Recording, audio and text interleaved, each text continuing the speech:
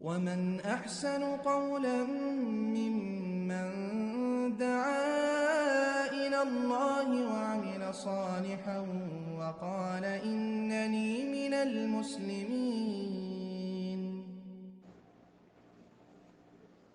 ওয়ালাইকুম আসসালাম রহমতুল্লাহি ওবরাকাতুহু। যে আমাদের একদিন ভাই জানতে চেয়েছেন যে ভিক্ষুককে ফেরাতে নিষেধ করা হয়েছে, কিন্তু বর্তমানে আমাদের এলাকায় যাযাবর জাতিগুলো চরমভাবে ছেয়ে গেছে।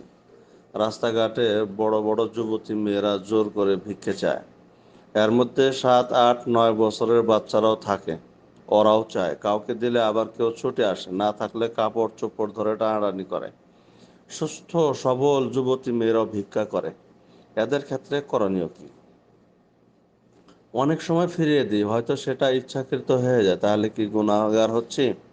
আবার অনেকে আছে মুসলিম হয়েও মিথ্যার আশ্রয় নেয়, বলে মেয়ের বিয়ে, না হয় অপারেশন। অনেক সময় ধরাও পড়ে যায় যে সে মিথ্যা বলেছে। তাদের ক্ষেত্রে কি করণীয়?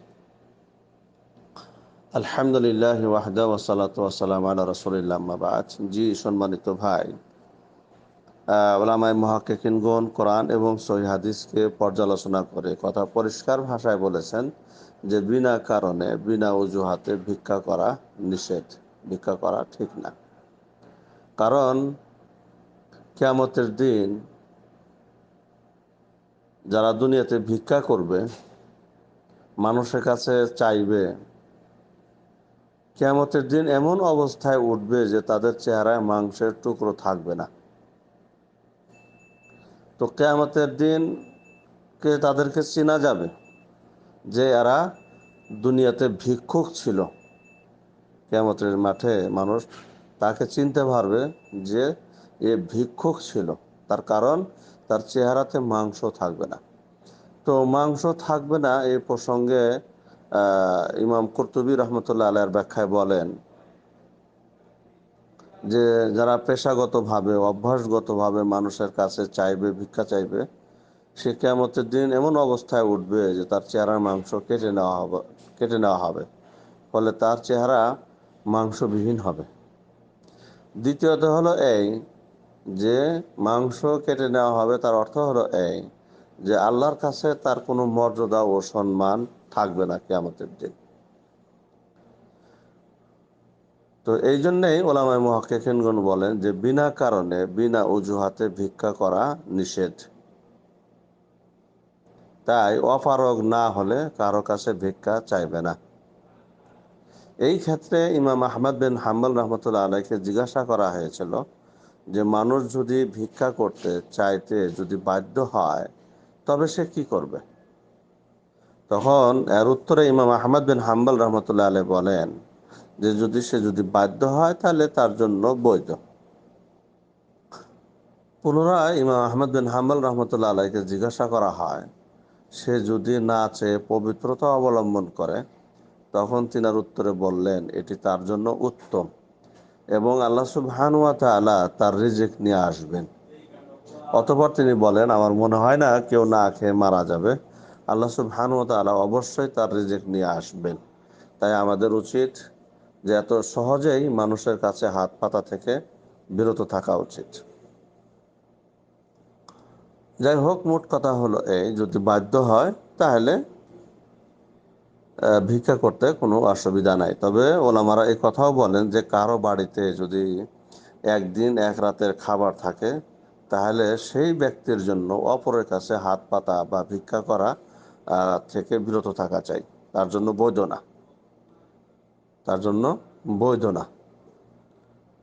তো যাই হোক, মোট কথা হলো এই যে ভিক্ষা করা থেকে বিরত থাকা উচিত। তবে যদি কোনো ব্যক্তি কারো কাছে হাত পাতে, কোনো ব্যক্তি যদি কারো কাছে হাত পাতে, তাহলে সামর্থ্য অনুযায়ী ভিক্ষুকদেরকে বা যারা হাত পাতে তাদেরকে কিছু দেওয়া।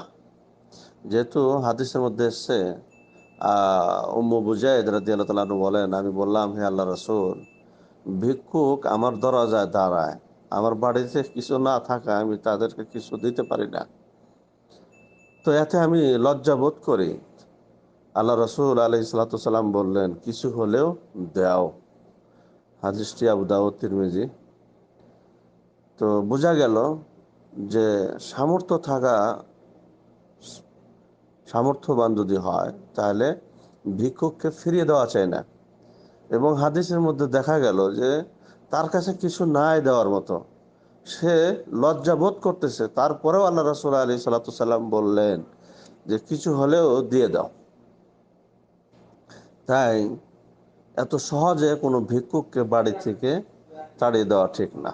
যদি থাকে, হ্যাঁ, যত সম্ভব তাকে কিছু দেওয়া। তবে একটা জিনিস আমাদের খেয়াল রাখা উচিত, যারা সুস্থ সবল, ভালো, স্বাস্থ্যবান, তাদের জন্য ভিক্ষা করা ঠিক না।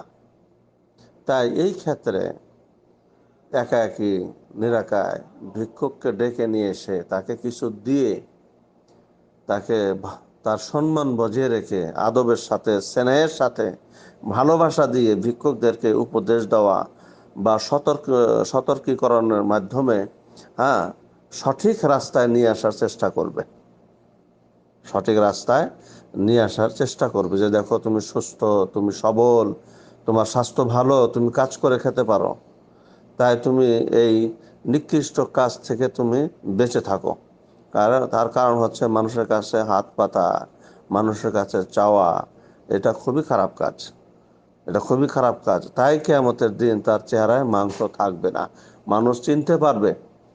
তাই তাকে বুঝাতে হবে, তাকে বুঝাতে হবে, উপদেশ দিতে হবে। মোট কথা হলো এই যে যথাসাধ্য যার দ্বারা যতটুকু সম্ভব ততটুকু দিয়ে হলেও ভিক্ষুককে খালি হাতে ফিরে দিতে নাই। আশা করি বুঝতে পেরেছেন। বাকি আল্লাহু আ'লাম বিস-সাওয়াব। আসসালামু আলাইকুম ওয়া রাহমাতুল্লাহি।